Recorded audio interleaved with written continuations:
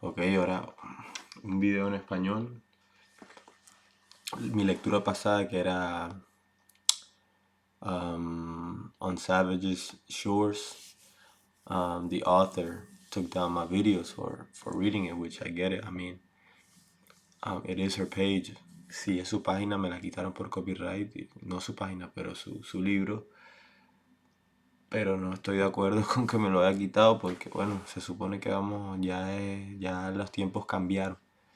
Ya no estamos monetizando por medio del conocimiento. Es más, si yo estuviese en la posición de ella, me hubiese dado gusto compartir la información que ella arduamente trabajó para conseguirlo. En el punto donde ya la monetización no importa, ella tendrá sus razones externas, las cuales yo tal vez no pueda entender. Entiendo, pero al mismo tiempo ni me molestaría.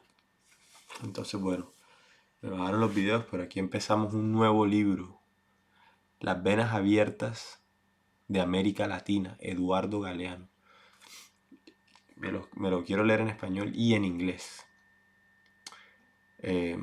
Para así poder llegar a ambos, a ambas,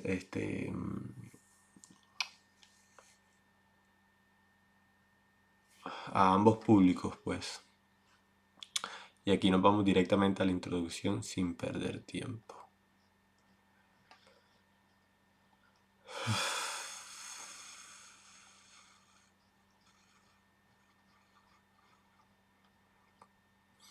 Empezamos con las notas y empezamos con absolutamente todo para empezar esto en el mejor nivel posible. ¿Qué verga es eso? Ni idea. Ok.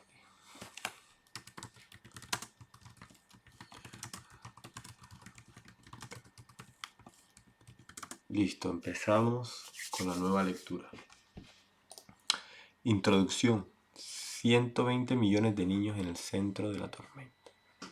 La división internacional del trabajo consiste en que unos países se especialicen en ganar y otros en perder.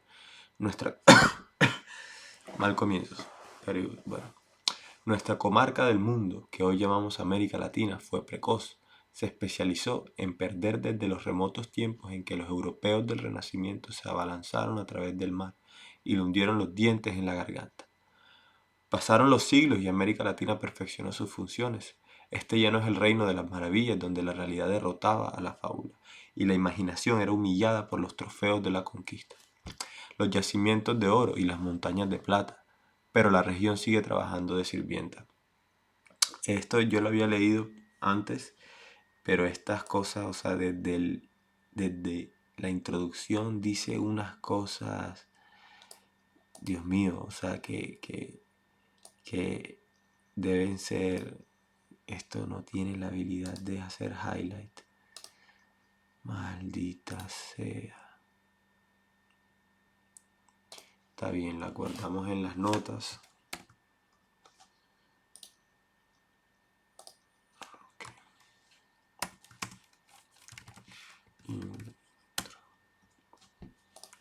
Continúa existiendo al servicio de las necesidades ajenas, como fuente y reserva del petróleo y el hierro, el cobre, la carne, las frutas y el café, las materias primas y los alimentos con destinos a los países ricos que ganan, consumiéndolos mucho más de lo que América Latina gana produciéndolos. Son mucho más altos los impuestos que cobran los compradores que los precios que reciben los vendedores. Y al fin y al cabo, como declaró en julio de 1968 Covey T. Oliver, coordinador de la Alianza para el Progreso, hablar de precios justos en la actualidad es un concepto medieval. Estamos en plena época de la libre comercialización. Cuanto más libertad se otorga a los negocios, más cárceles se hace necesario construir para quienes padecen los negocios. Nuestros sistemas de inquisidores y verdugos no solo funcionan para el mercado externo dominante, proporcionan también escandalosos manantiales de ganancias que fluyen de los empréstitos,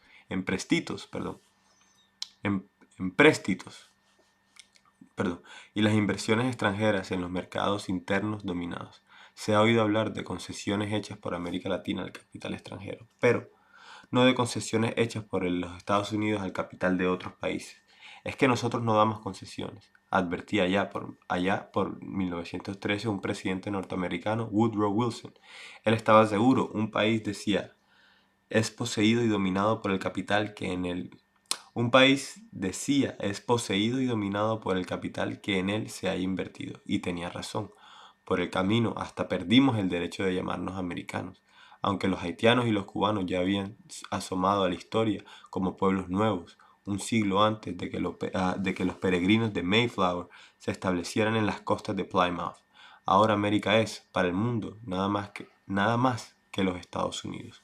Nosotros habitamos a lo sumo, un Subamérica, una América de segunda clase, de nebulosa identificación. Es América Latina la región de las venas abiertas, desde el descubrimiento hasta nuestros días.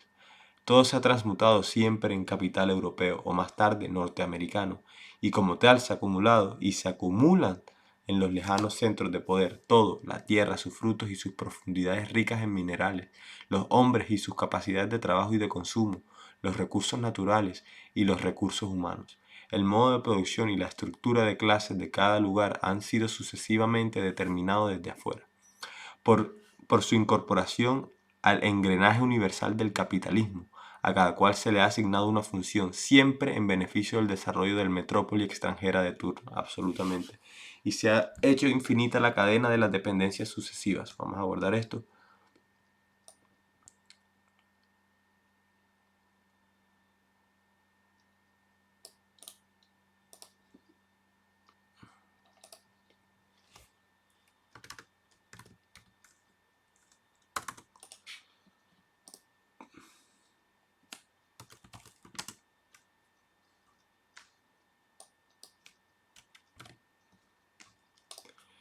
Y se ha hecho infinita la cadena de las dependencias sucesivas, que tienen mucho más de 12 eslabones, y que por cierto también comprende dentro de América Latina la opresión de los países pequeños por sus vecinos mayores y fronteras adentro de cada país.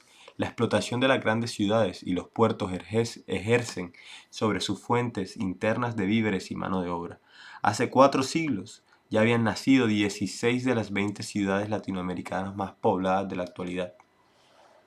Para quienes conciben la historia como una competencia, el atraso y la miseria de América Latina no son otra cosa que el resultado de su fracaso. Perdimos, otros ganaron. Pero ocurre que quienes ganaron, ganaron gracias a que nosotros perdimos. La historia del subdesarrollo de América Latina integra, como se ha dicho, la historia del desarrollo del capitalismo mundial. Nuestra derrota estuvo siempre implícita en la victoria ajena. Nuestra riqueza ha generado siempre nuestra pobreza para alimentar la prosperidad de otros, los imperios y sus caporales nativos. En la alquimia colonial y neocolonial, el oro se transfigura en chatarra y los alimentos se convierten en veneno.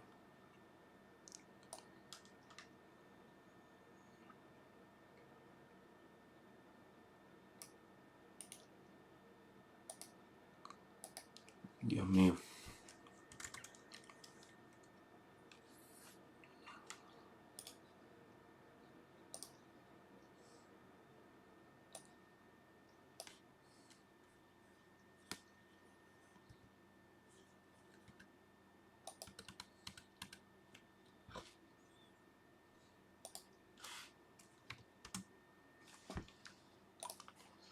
Potosí, Zacatecas y Ouro Petro cayeron en picada desde la cumbre de los esplendores de los metales preciosos al profundo agujero de, de los socavanes vacíos, y la ruina fue el destino de la pampa chilena de salitre y de la selva amazónica del caucho.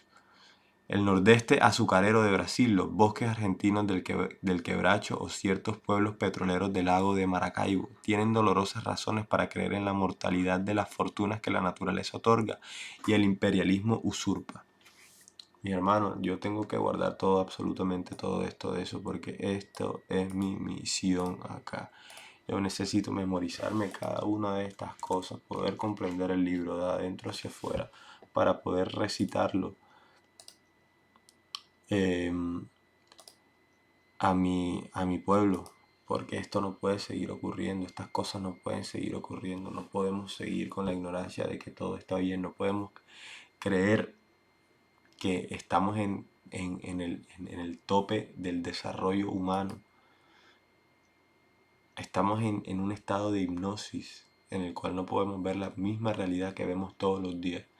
Y pensamos que el concreto es progreso, pensamos que edificios que crecen para arriba y nada más para arriba son lo más avanzado y espléndido, y estas marcas de ropa, las cuales queremos aparentar ser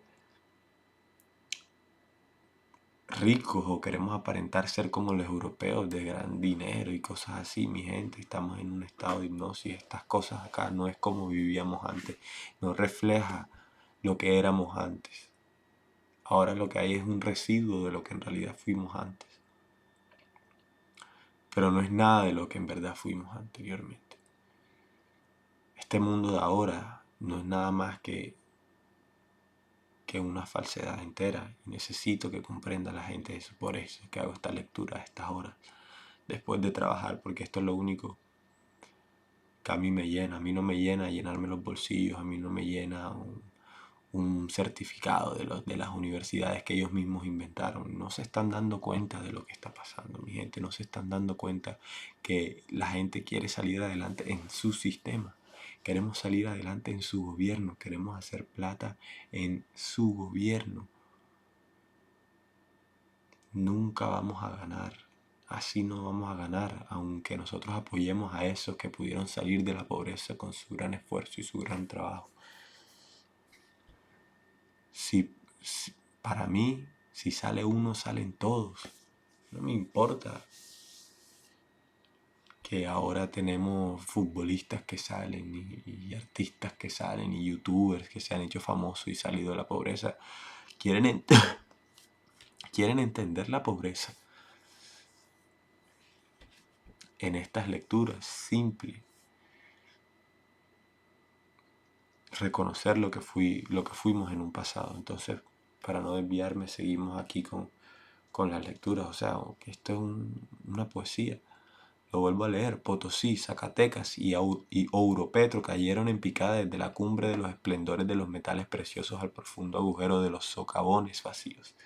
Y la ruina, perdón, la ruina fue el destino de la pampa chilena de salitre y de la selva amazónica del caucho, el nordeste azucarero de Brasil, los bosques argentinos del Quebracho, ciertos pueblos petroleros del lago de Maracaibo tienen dolorosas razones para creer en la mortalidad de las fortunas que la naturaleza otorga y el imperialismo usurpa. La lluvia que irriga los centros del poder imperialista ahora ahoga los vastos suburbios del sistema.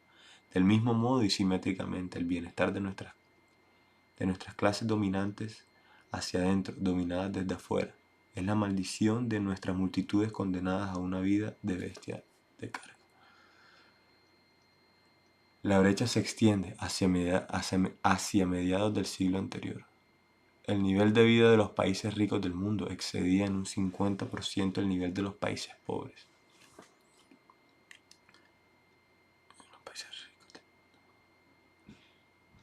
El desarrollo. La desigualdad. El desarrollo de la desigualdad. Richard Nixon anunció en abril de 1969 en su discurso ante la OEA, y vamos a abordar esto.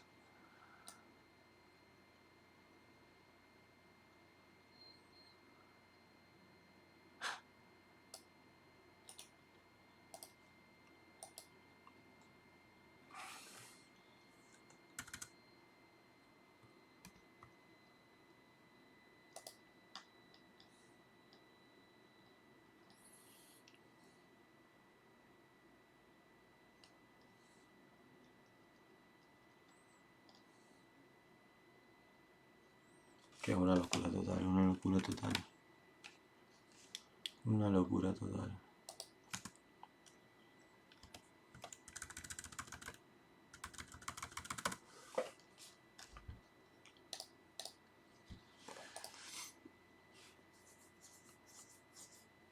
Ok.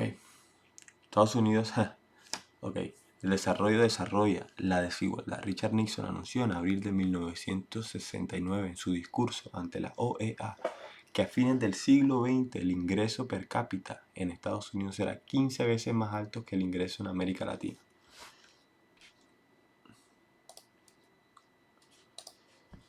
La fuerza del conjunto del sistema imperialista descansa en la necesaria desigualdad de las partes que lo forman, y esa desigualdad asume magnitudes cada vez más dramáticas. Los países opresores se hacen cada vez más ricos en términos absolutos, pero mucho más en términos relativos, por el dinamismo de la disparidad creciente. El capitalismo central puede darse el lujo de crear y creer sus propios mitos de opulencia, pero los mitos no se comen, y bien lo saben los países pobres que constituyen el vasto capitalismo periférico. El ingreso promedio de un ciudadano norteamericano es 7 veces mayor que el de un latinoamericano y aumenta a un ritmo 10 veces más intenso.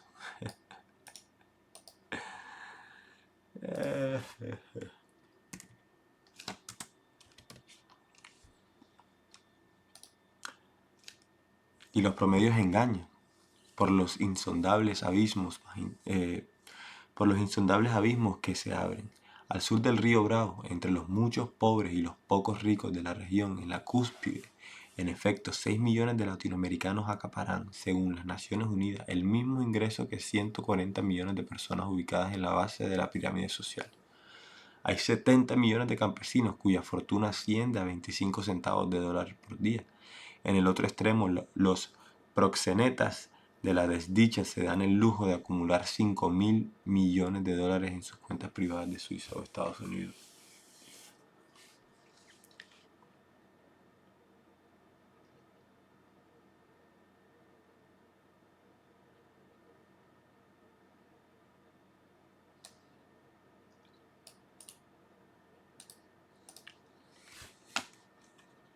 Todo en una página, o sea, todo en la misma página.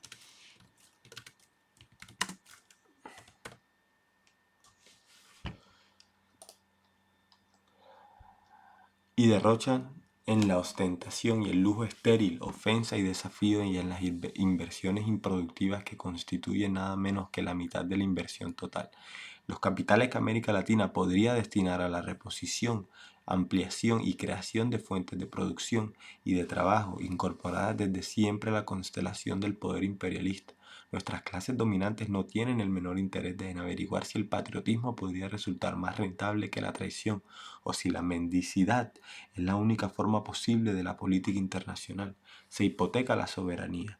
¿Por qué?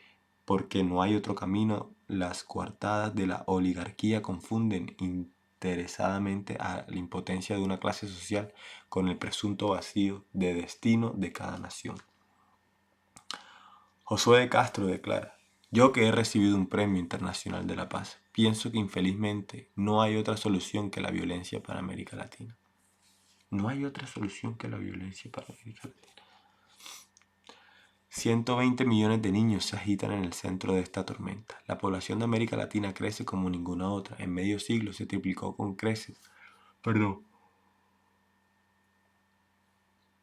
Cada minuto muere un niño de enfermedad o de hambre, pero en el año 2000 habrá 650 millones de latinoamericanos y la mitad tendrá menos de 15 años de edad. Una bomba de tiempo entre los 280 millones de latinoamericanos. Hay, a fines de 1970, 50 millones de desocupados y subocupados y cerca de 100 millones de analfabetos. La mitad de los latinoamericanos vive apiñada en viviendas insalubres.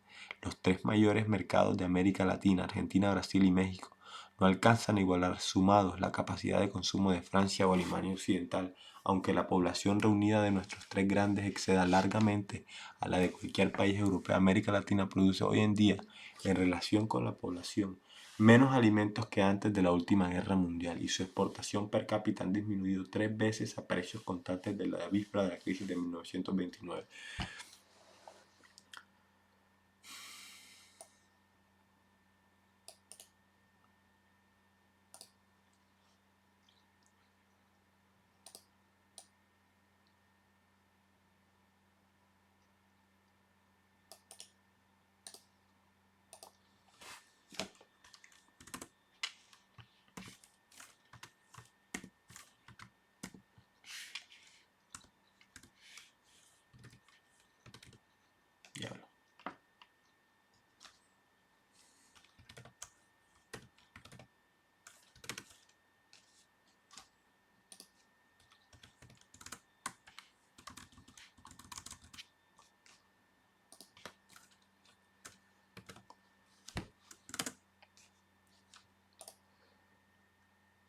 El sistema es muy racional desde el punto de vista de sus dueños extranjeros y de nuestra burguesía de comisionistas, que ha vendido el alma al diablo a un precio que hubiera avergonzado a Fausto.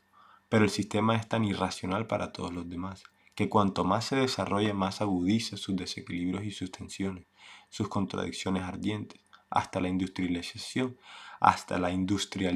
dependiente y tardía, que cómodamente coexiste con el latifundio y las estructuras de la desigualdad. Contribuye a sembrar la desocupación en vez de ayudar a resolverla.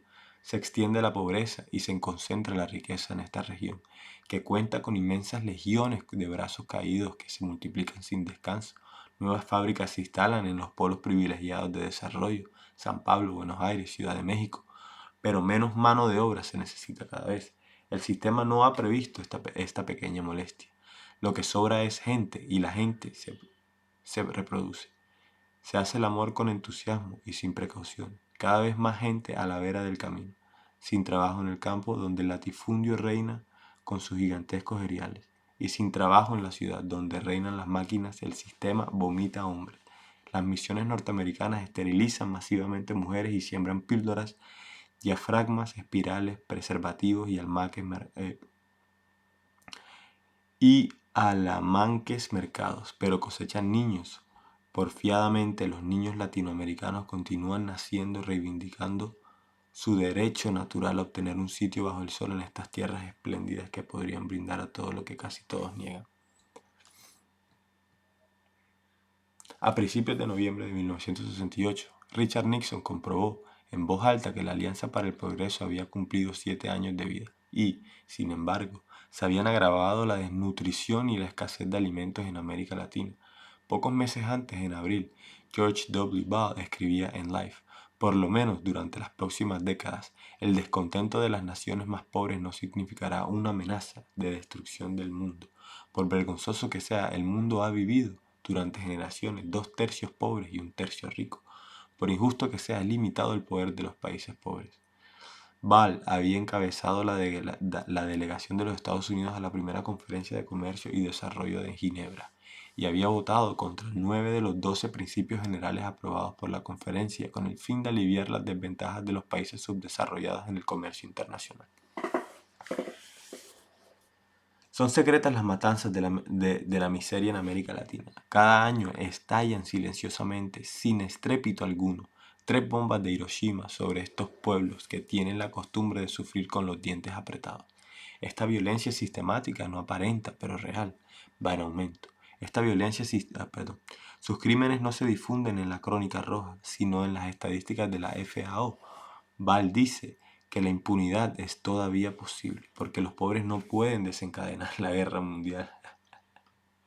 Pero el imperio se preocupa, incapaz de multiplicar los panes, hace lo posible por suprimir los comensales. Combata la pobreza, mata a un mendigo, garabateó un maestro del humor negro sobre un muro de la ciudad de La Paz.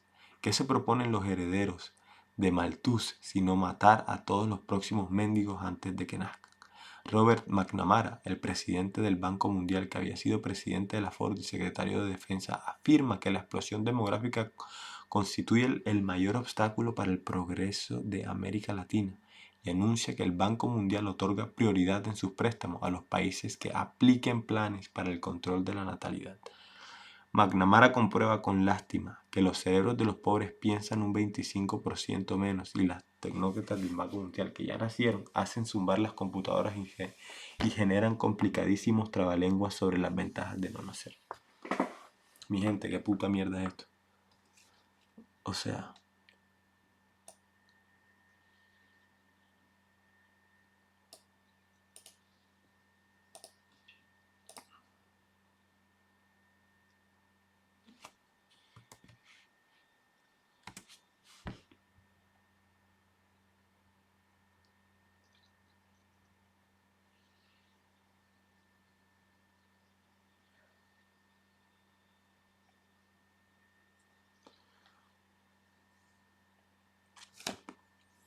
Perdón. McNamara comprueba con lástima que los cerebros de los pobres piensan, ok, esto es lo que estábamos aquí. Si un país en desarrollo que tiene una Si un país en desarrollo que tiene una renta media per cápita de 150 a 200 dólares anuales logra reducir su fertilidad en un 50% en un periodo de 25 años, al cabo de 30 años su renta per cápita será superior por lo menos en un 40% al nivel que hubiera alcanzado de lo contrario y 2 veces más elevado al cabo de 60 años. Asegura que uno de los documentos del organismo se ha hecho célebre la frase de Lyndon Johnson: 5 dólares invertidos contra el crecimiento de la población son más eficaces que 100 dólares invertidos en el crecimiento económico. Dwight Eisenhower pronosticó que si los habitantes de la Tierra seguían multiplicándose al mismo ritmo, no solo se agudizaría el peligro de la revolución, sino que además se produciría una degradación de nivel de vida en todos los pueblos, el nuestro inclusive. Los Estados Unidos no sufren, fronteras adentro, el problema de la explosión de la natalidad, pero se preocupan como nadie por difundir e imponer en los 4 puntos cardinales la planificación familiar. No solo el gobierno, también Rockefeller y la Fundación Ford padecen pesadillas con millones de niños que avanzan como langostas. Desde los horizontes del tercer mundo, Platón y Aristóteles se habían ocupado del tema antes que Malthus y McNamara. Sin embargo, en nuestros tiempos, toda esta ofensiva universal cumple una función bien definida. Se propone justificar la muy desigual distribución de la renta entre los países y entre las clases sociales, convencer a los pobres de que la pobreza es el resultado de los hijos que no se evitan y poner un dique al avance de la furia de las masas en movimiento y rebelión. Mi gente, yo estoy bien cansado, pero voy a dejar esto aquí en página 20. Va a ser uno breve, una introducción breve para ya empezar yo mismo con el hábito. Paré un poco porque, bueno, me desanimé un poco que me hayan bajado los otros videos, pero continuaré con este. Trabajé muy largo, una jornada bastante larga hoy y me gustase dormir bastante, pero ya mañana se continúa desde la página 21. Una excelente introducción. Espero seguir aprendiendo de todo esto. Me fascina, me gusta compartir cada pedazo de esto. Se ve un poquito rara la cámara, pero bueno. Así quedó el video, así que listo.